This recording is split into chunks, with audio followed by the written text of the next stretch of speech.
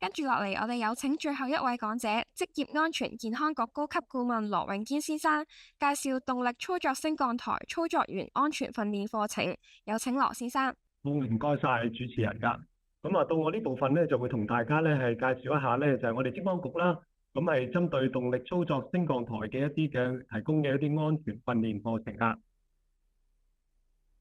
咁啊，大家都知道啦，其實工作台咧有唔同嘅類型啊。咁啊，例如咧就係垂直桅杆型啦、較剪型啦、曲臂型啦、伸展型啦，咁都唔多介紹啦。咁但係其實現時嚟講，係咪需要持證上崗嘅咧？即係咪話要有個操作牌照先至可以係操作得嘅咧？咁其實咧，暫時就未有即係相關嘅要求啦。咁不過咧，勞工處咧亦都係推出過一個咧係叫做安全使用動力操作升降工作台嘅指引㗎。咁啊，裏邊咧亦都講到明咧，操作員咧係需要咧係最少年滿18歲啦，體格健全啦，智力正常啦。咁啊，當中亦都好緊要嘅就係話咧，要完成咗該類升降台嘅操作訓練啦，同埋已經係獲得咧係負責嗰個升降台作業人士嘅授權啊，去操作呢個機器㗎。好啦，咁啊，如果我哋詳細睇訓練嗰度喎，咁呢個指引都好好啦，咁俾咗咧係好詳細嘅説明㗎。咁其實咧就話呢個訓練咧應該係要令到操作員咧係明白到升降台嘅構造啊、性能啊、維修啊、操作詳情啊。咁啊，仲有咧就係升降台嘅潛在危險啦、常見意外可能嘅成因同埋防止意外嘅策略啦。咁仲有咧就係操作升降台嘅基本技術啦。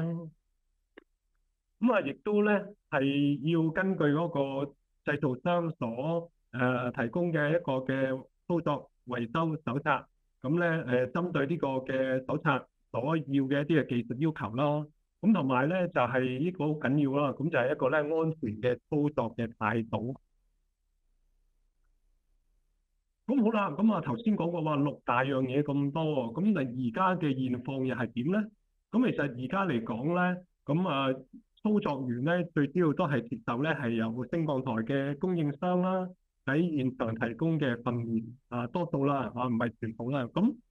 多數呢啲訓練咧，咁我哋所知嘅其實咧都係講緊咧就係教一啲基本嘅操作啊，同埋咧就係點樣喺緊急嘅時候咧係將個升降台降翻落嚟啦。咁同埋呢個訓練咧，多數咧都係1個鐘內或者更加少嘅時間咧就完成㗎啦。咁去到呢度啦，咁大家不其然就會問：咦，其實夠唔夠啊？即係而家咁樣嘅現況嚇，咁樣嘅訓練俾操作員，咁係咪真係足夠做到勞工處指引裏邊所講咁多個項目咧？咁啊，我哋咧有見及此啦，我哋職安局咧就推出咗一個咧係叫做動力操作升降工作台操作員安全訓練課程啦。咁我哋呢個訓練課程咧，就係我哋職安局咧同國際高空作業平台聯盟。咁頭先有講咗，亦都介紹過呢個組織㗎啦。咁我哋簡稱係 IPAF 啦、IPA 啦，咁啊合作舉辦㗎。咁啊對象咧就係升降台嘅操作員啦。咁啊課程嘅內容最主要就係咧介紹咧升降台嘅安全要點啊，包括使用前嘅檢查、安全使用規則啦、防墮措施啦、緊急情況處理啦，亦都會分享一啲意外嘅個案，同埋咧係操作員容易忽略嘅一啲嘅陷阱位嘅。咁啊務求咧就係提升咧操作員嘅安全知識同埋意識咧，係防止意外發生㗎。咁啊再詳細啲嘅訓練內容啦咁亦都包括係相關嘅一啲法例嘅要求啊，防止意外嘅策略啊，安全要點啊，安全操作嘅規則啊，點樣喺操作前進行一個嘅籌劃啦，同埋好緊要，我哋強調就係話咧，操作前表達。咁喺我哋嘅課程裏邊咧，都會教學員咧，就係點樣喺操作前咧係對嗰部升降台咧進行一個咧係操作前表達確保咧真係呢部機冇問題嘅，咁啊用得安心、放心又安全啦。咁啊同埋咧就係防墮措施啦、緊急情況處理等等咯。咁其實咧亦都必須要提一提，咁我哋呢一個咧操作員安全課程咧，其實係重點咧教授呢一個預防意外嘅知識，咁而並非一個操作牌照或者係一個操作訓練嚟㗎。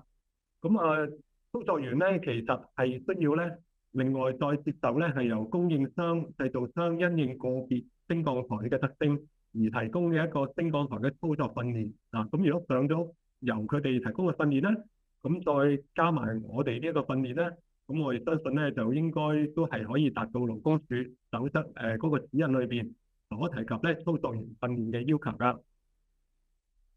咁我哋咧呢一個課程咧上課嘅時數咧就係總共6小時啦。咁啊上課地點咧就喺我哋青衣嘅職安健學院啦。咁費用咧大家畫面所見啦。咁正價就520蚊啦。咁咧亦都係因應唔同嘅情況咧係會有優惠給予學員㗎。好啦，咁講完一個操作員安全課程啦，咁其實我哋同時間咧，亦都係同咧IPAS 咧係合作咧，係舉辦另外一個咧係叫做動力操作升降工作台督導員課程㗎。咁呢個咧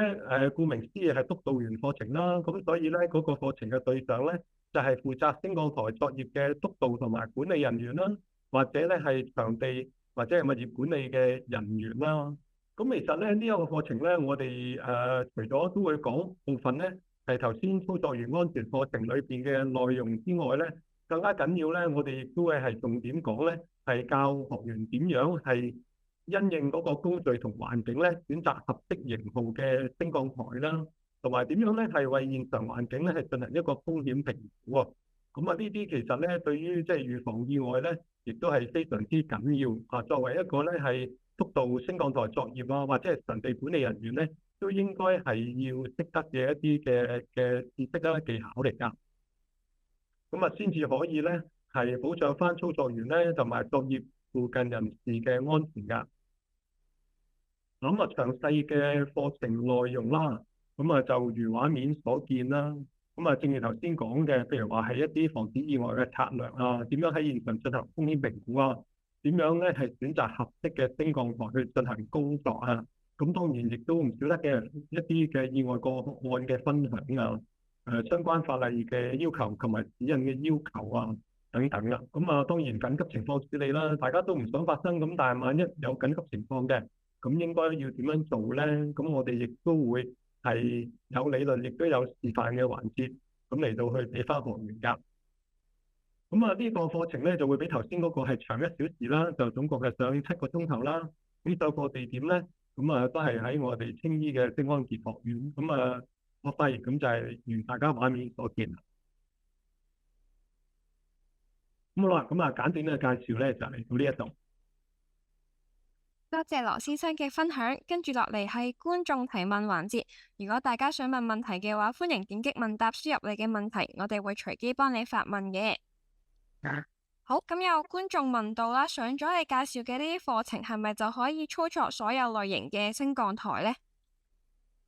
其實頭先咧亦都有講過噶啦。咁我哋呢個課程咧就真係並非一個咧係操作員牌照嚟噶。咁我哋係一個操作員安全嘅訓練課程。咁所以咧，就算上咗我哋呢一個，咁咧如果翻到去工作現場咧，咁工友係要操作某一型號嘅升降台咧，佢都應該係要先接受咧嗰個型號嘅供應商所提供嘅操作訓練，咁先至 OK 嘅。同埋就有觀眾問到啦，幾耐會開一次班嘅呢？我哋暫時咧其實1個月都會開一班嘅。當然因應個反應咧，我哋亦都會係可以即係加密嗰個頻次啦。好，唔該晒羅先生嘅。